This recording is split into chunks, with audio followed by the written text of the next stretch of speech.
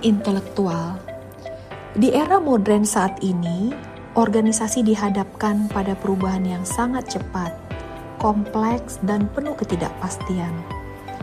Perkembangan teknologi, persaingan global, serta perubahan cara kerja menuntut organisasi untuk tidak hanya bergerak cepat, tetapi juga bergerak dengan arah yang jelas. Dalam kondisi seperti ini, kinerja tidak bisa lagi dibiarkan berjalan secara alami. Kinerja harus direncanakan, diarahkan, dipantau, dan dikembangkan secara sistematis agar selaras dengan tujuan organisasi. Disinilah manajemen kinerja yang efektif menjadi sangat penting. Manajemen kinerja membantu organisasi memastikan bahwa setiap individu memahami apa yang harus dicapai, bagaimana cara mencapainya, serta bagaimana kontribusinya terhadap tujuan organisasi secara keseluruhan. Pada video ini, kita akan membahas manajemen kinerja yang efektif secara komprehensif.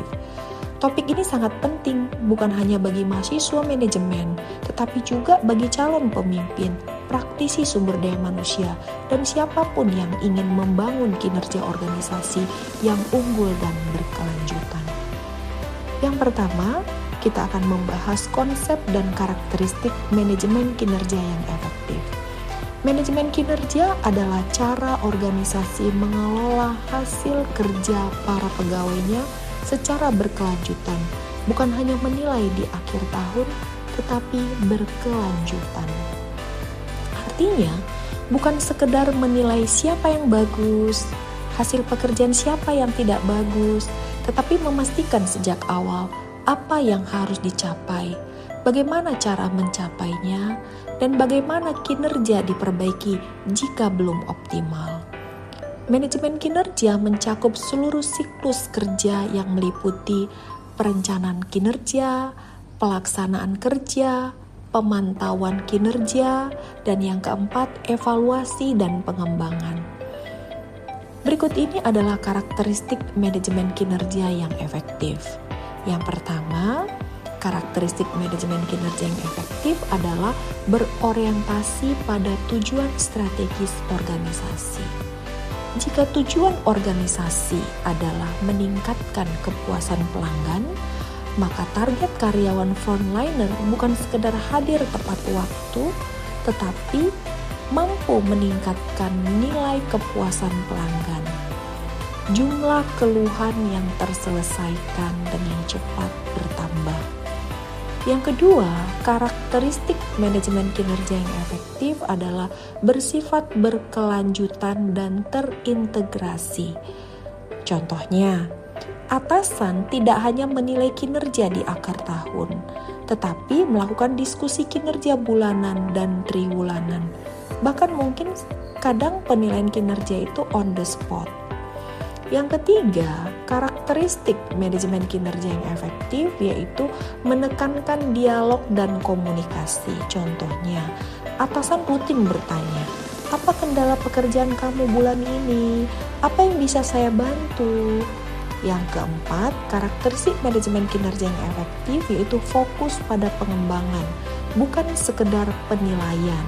Contohnya, jika kinerja belum tercapai, organisasi sebaiknya memberikan pelatihan, coaching, perbaikan sistem kerja, bukan langsung menyalahkan karyawan.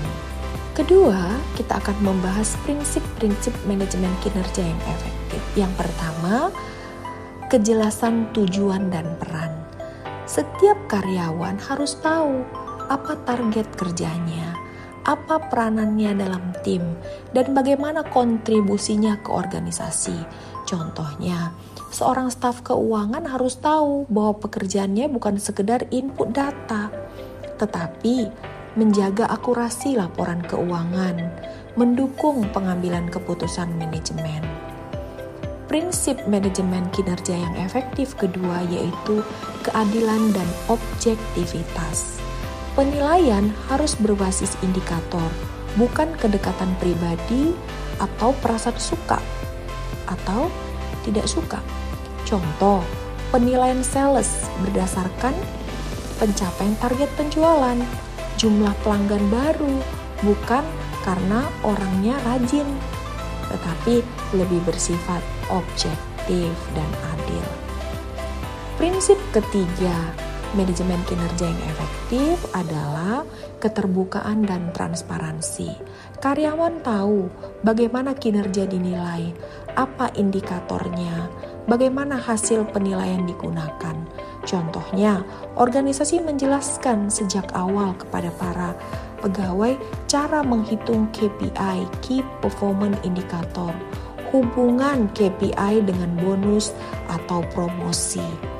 Prinsip keempat yaitu perbaikan berkelanjutan.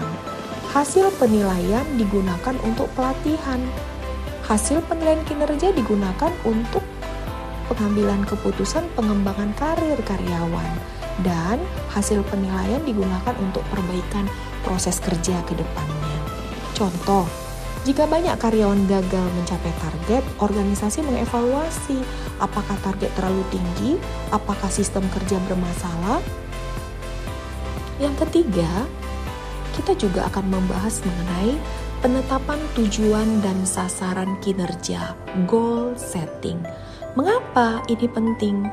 Jika tujuan tidak jelas, maka karyawan bingung, kinerja tidak terarah, evaluasi menjadi tidak adil. Proses teknis dan contoh nyata adalah penurunan tujuan strategis. Contoh, tujuan organisasi meningkatkan kepuasan pelanggan. Tujuan unit layanan mempercepat waktu respon terhadap keluhan pelanggan. Tujuan individu menyelesaikan keluhan maksimal paling lama 2 kali 24 jam. Proses teknisnya, yang kedua itu perumusan tujuan kerja individu. Tujuan harus tertulis dan disepakati. Contoh, tujuan yang buruk, bekerja dengan baik. Contoh tujuan yang baik, menyelesaikan laporan keuangan bulanan maksimal tanggal 5 setiap bulan dengan tingkat kesalahan di bawah 1%.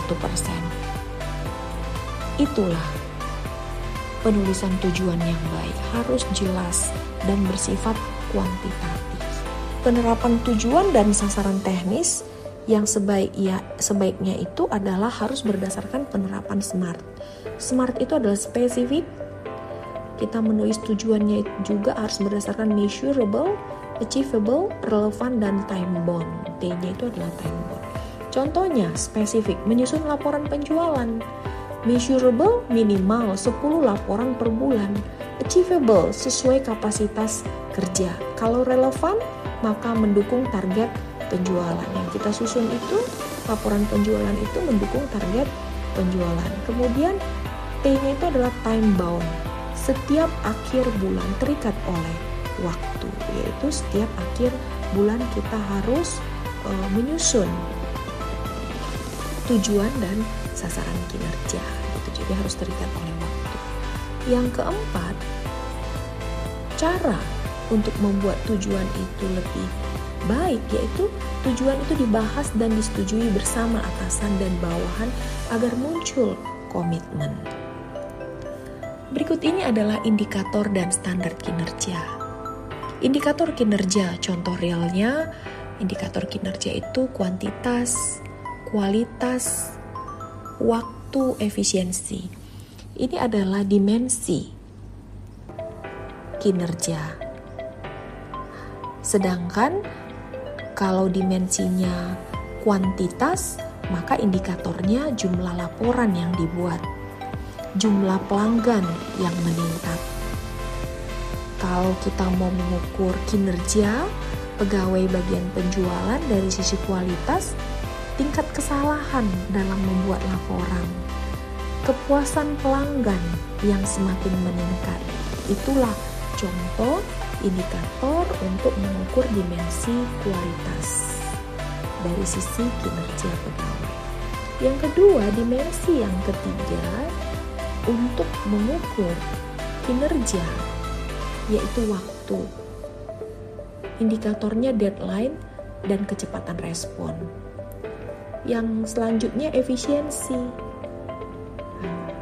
Dimensi efisiensi. Jadi kalau kita mau mengukur kinerja, dimensinya bukan hanya kuantitas, kualitas, waktu, tapi bisa juga efisiensi. Indikator efisiensi itu penggunaan anggaran, penghematan yang dilakukan pegawai,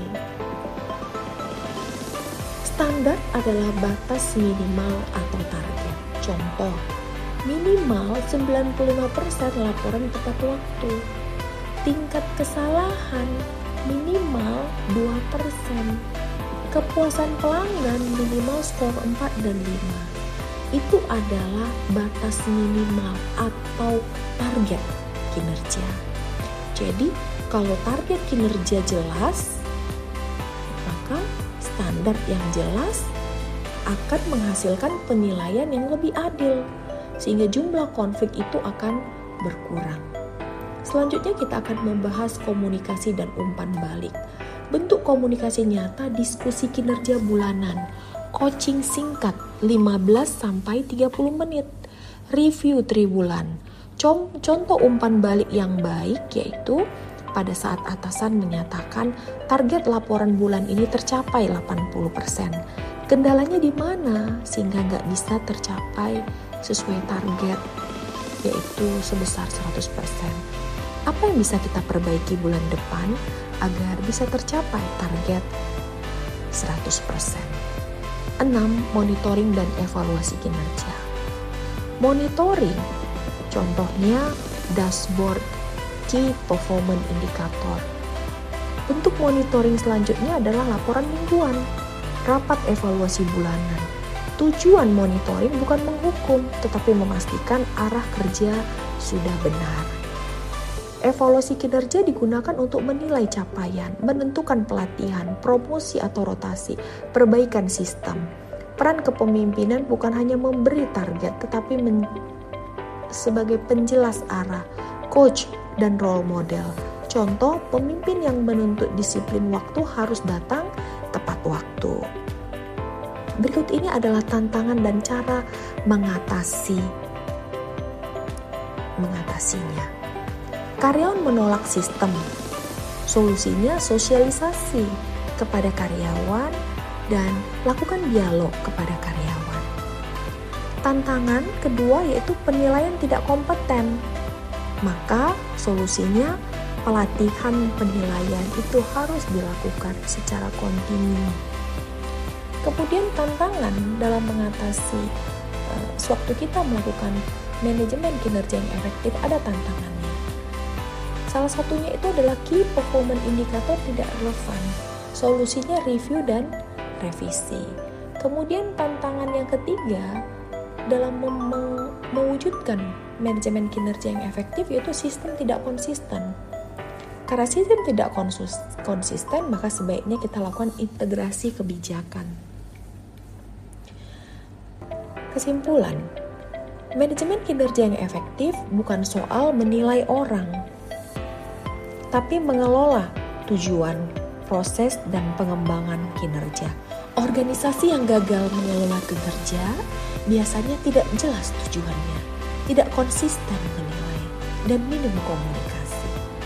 Sebagai penutup, mari kita renungkan satu pertanyaan penting. Apakah rendahnya kinerja dalam organisasi benar-benar disebabkan oleh individu atau justru oleh sistem manajemen kinerja yang gagal mengarahkan mereka?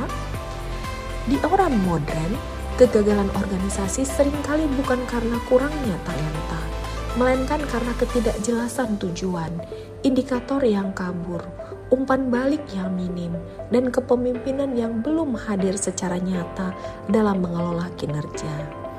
Manajemen kinerja yang efektif menuntut kita untuk berhenti menyalahkan individu dan mulai bertanggung jawab atas sistem kinerja yang kita bangun.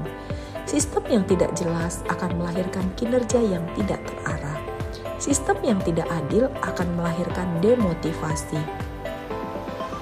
Dan sistem yang tidak konsisten akan melahirkan kegagalan yang terus berulang.